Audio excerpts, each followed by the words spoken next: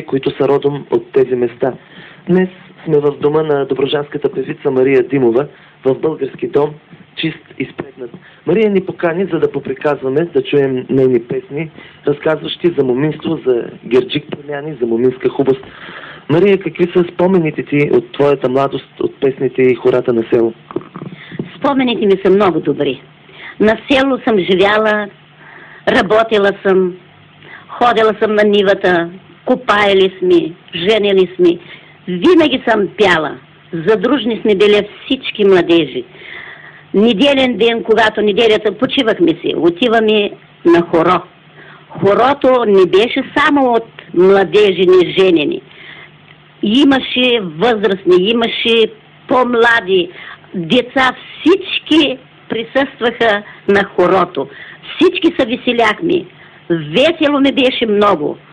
Да тръгнем, да отиваме за вода по същия начин. Взимаме си бакарите, чешмата ни беше много далеч от селото. 1 километър, 1 километър обратно, 2 километра. Отиваме за вода, навръщане, срещат на младежите. Момчета, някой има приятел, нали, някой от момичетата, говорят си. Повечето така сме си вървяли, шеги е имало. Кога се пееха най-закачливите песни? През лятото на нивата, през есента на седянка или през зимата на трапеза, както сме сега? Ами, виж какво зависи.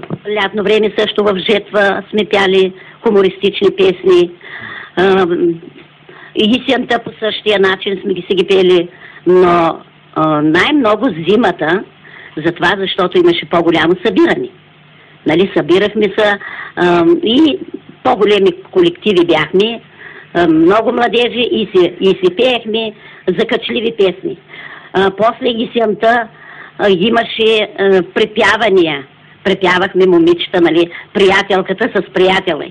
Имаше такива песни. Например, песента "Моста се обръща, преобръща, Дима Марийка прегръща". И смях. Всички се смеят.